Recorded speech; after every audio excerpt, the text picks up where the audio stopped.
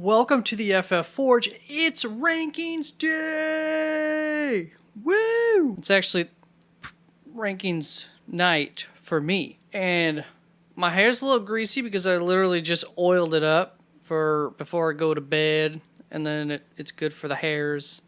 And then tomorrow I wash it all out. It'll be beautiful. You'll see in the quarterbacks and tight ends rankings videos just how beautiful it is tomorrow. But tonight in the morning for you guys, we're going to go over the wide receivers and the running backs, starting off with the wide receiver rankings for week 7 of the NFL season, the fantasy season.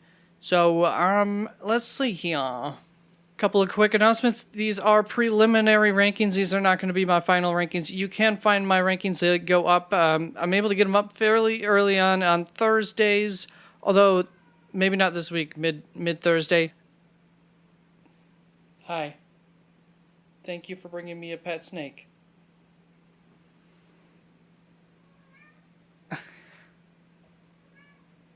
Alright, I don't know where I'm going to cut that. My cat is being allowed. These are preliminary rankings. You can find the finalized rankings really truly on Sunday morning. Come in and visit me live for Start Sit questions. Those are for sure the finalized rankings. But like I was saying, they go up on Thursday and are edited as pieces of news come out as feelings change. So that is at www.theffforge.com. There is a link down in the description. Just a quick heads up, this is the difficulty. So red is good, blue is bad, white is neutral matchup. So let's get going, starting with the top 12, where I won't really need to be talking about anybody as I'm close enough to all of the ECR rankings. ECR is expert consensus rankings from fantasypros.com. And here are my rankings slightly highlighted because I realized that you would expect my rankings to be over on this side. Oops. My top 12. Number 1 wide receivers are Ja'Marr Chase, Tyreek Hill, Deebo Samuel, CeeDee Lamb, Michael Pittman Jr., Mike Evans, Jalen Waddle in at number 7, Amon-Ra St. Brown, Devontae Adams, DK Metcalf, Chris Godwin, Tyler Lockett. We can just move right on to my wide receiver 2s. My next 12 wide receivers, starting off at 13 with Amari Cooper. Then we have T. Higgins coming in at 14, 15 Lazard, Allen Lazard, Mike Williams, Courtland Sutton, Brandon Ayuk, Deontay Johnson, Drake London, Christian Kirk, Jacoby Myers, Curtis Samuel, and Juju Smith-Schuster. T. Higgins here I have at 14, 4 spots higher than the ECR in at 18, going up against Atlanta. To be honest, T. Higgins until last week at least, and projections still might have him higher, was outperforming Ja'Marr Chase. However, in this game, I do think against Atlanta that Cincinnati is just going to do its best to come out to a very quick lead. You will see this in my ranking of Joe Mixon, that I believe that they're going to build a lead quickly against Atlanta via the passing game, and then they'll start the rushing attack. So I think that goes through Ja'Marr Chase when you want those big explosive plays to get off to those big leads. So I'm relying on that happening. Well, I'm an idiot, so I have him. I still love T. Higgins, though. That's the thing. And it's a good matchup. And like I said, T. Higgins was outpacing Ja'Marr Chase up until last week and probably is season-long still. Allen Lazard, I have him at 15. The ECR on him is 19. He's a for sure start this week going up against Washington. Look at that matchup. It's red hot. It's smoking. It's so hot. You're playing Allen Lazard this week. Mike Williams, I have 8 spots behind the ECR. ECR on him is 8. I have him at 16. If you recall from earlier on in the season, I will never be too high on Mike Williams. Well, yeah, I will never be too high on Mike Williams. I have always stated he'll be ranked somewhere in this range. If there's a lot of good news on Keenan Allen and his health coming into this week, he might even drop back a few more spots, but I'll never rank him too low either just because of his upside. So this is where I landed on him this week. I just don't see the point of ranking him higher. There's too much risk also involved with him. Then Courtland Sutton, I have 5 spots behind the ECR. I have him at 17. ECR on him is 12. Going up against the Jets, I think a lot of rankers are just, when they throw in their initial rankings, you see the New York Jets, you think smash the hit button, smash the play button, whatever the case. And of course, Courtland Sutton's for the most part this year, been quite good. So understandable, but I think that'll come down a little bit as the rankings go along this week.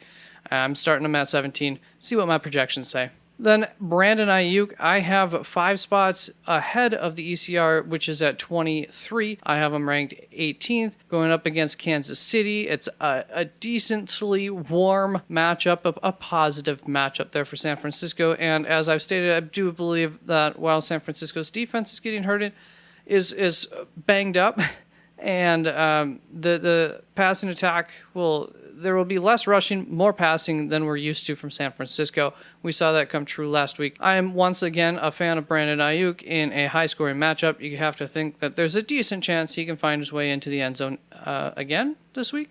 Sorry about any background noise, especially from Kat's going crazy, and I can't shut the door while she's going crazy because then she'll go more crazy. Moving on to Christian Kirk, who I have 5 spots behind the ECR. I have him at 21st. ECR is at 16. As a Christian Kirk owner, I'd love to put him higher.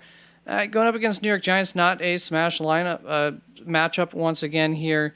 Don't know why I say lineup sometimes. There's just other players I would like. I could see moving him up to about 19, I think, is roughly the ceiling.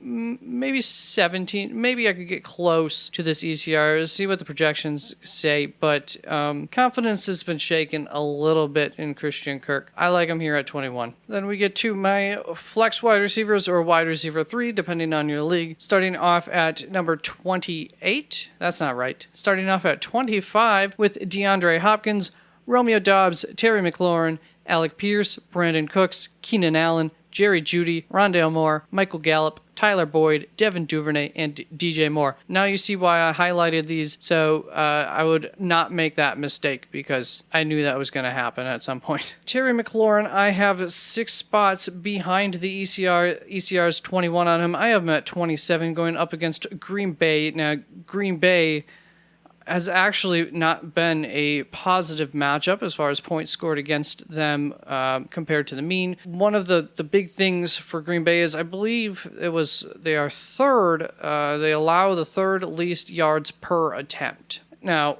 Terry McLaurin's already got Taylor Heineke going this week instead of Carson Wentz. That's not an upgrade. And Terry McLaurin's the big play guy, and the Green Bay doesn't allow the big plays. The reason I do still have him right around the borderline there of a wide receiver 2 is it just takes one play for Terry McLaurin to make a day, to make it a decent day. So that's always in his profile, and don't want to ignore that, but that's why I'm not as hot as high up on him as the expert consensus is. Then Keenan Allen, I don't really want to talk about this one because the experts are not all ranking him like he's playing yet, and we don't know if he's playing yet. So it is what it is. But he won't be insanely high this week unless there's insanely good news coming out about him and his health and his usage prior to the game, which I doubt we'll get. Then Jerry Jeudy, I have 5 spots behind the ECR. The ECR in him is 26. I'm at 31.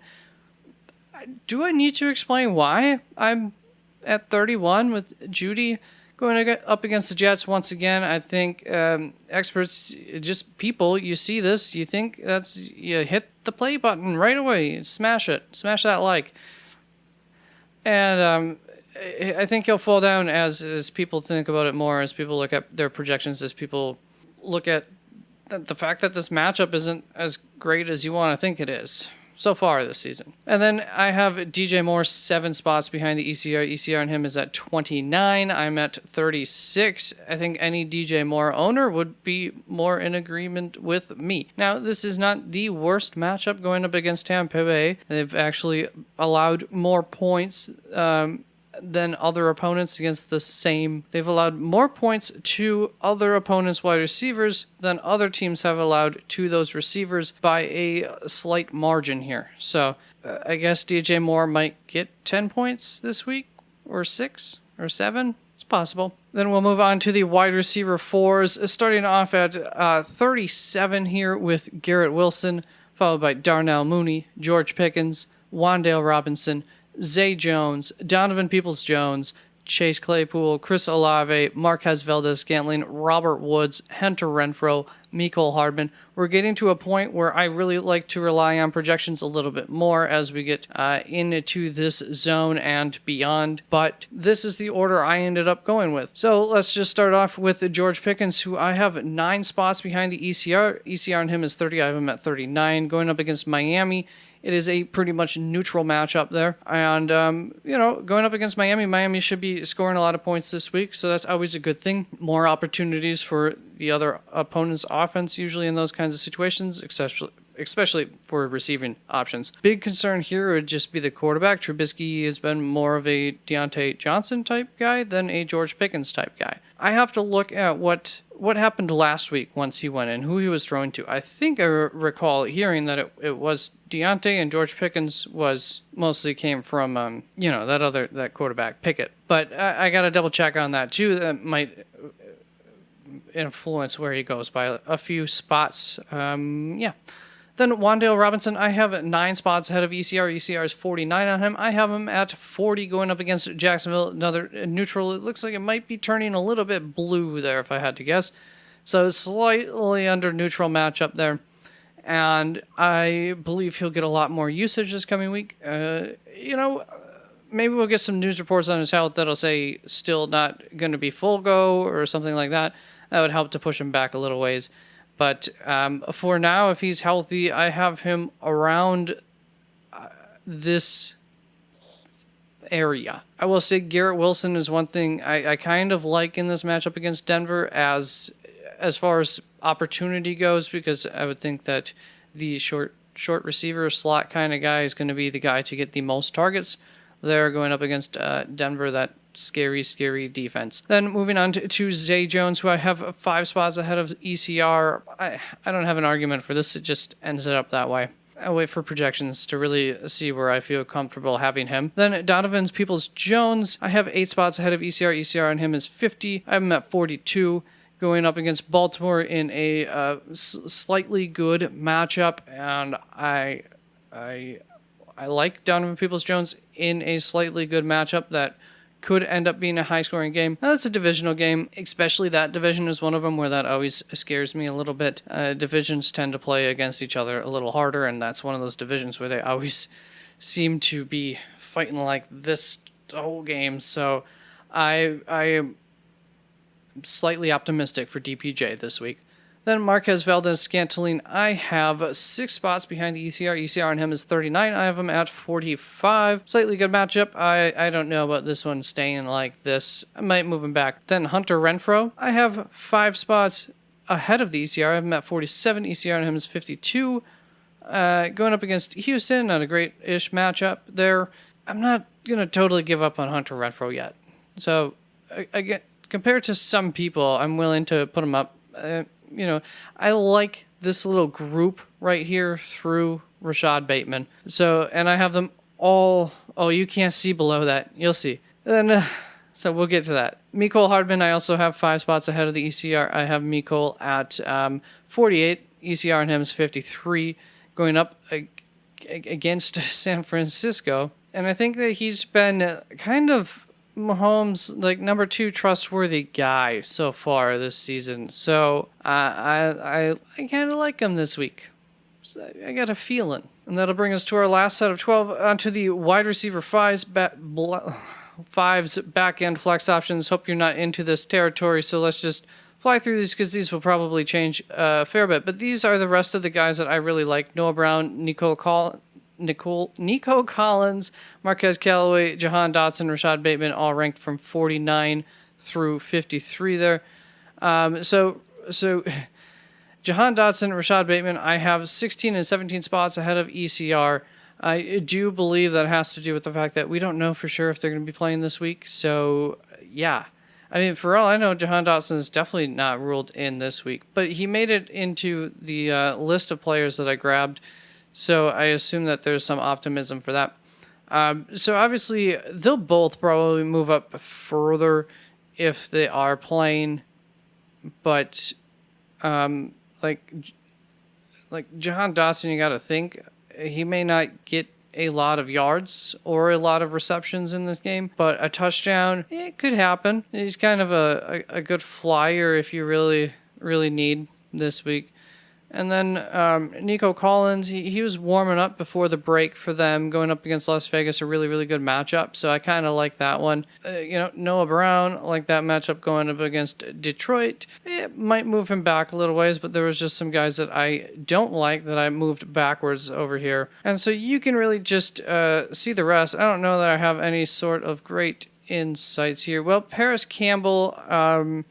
going up against Tennessee, so it looks like a really good matchup. Just had a really good week last week. I personally think that in a matchup like this, teams like this, really good matchups tend to be the games where like the number one wide receiver on teams does really good. They take advantage of a good matchup. So I expect Michael Pittman and Alec Pierce, but mostly here talking about Michael Pittman, to be having a good day, and the Paris Campbells of the world not to. And Paris needs to fall into the end zone truly, because his ADOT is quite low. He is explosive. I don't know if the injuries have taken some of that away from him. I haven't gotten a chance to see him.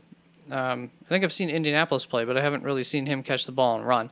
So I don't know if he lost some of that edge, but what I was going to say, he can break the big play. But like I said, he at least used to be able to. Either way, I would stay away this week. Same with Robbie Anderson. And, of course, Josh Palmer is dependent upon Keenan Allen to where will rank. So that's it for the wide receivers. Running backs will be coming up short enough. And then later on today, you get some quarterbacks and tight ends. Peace out.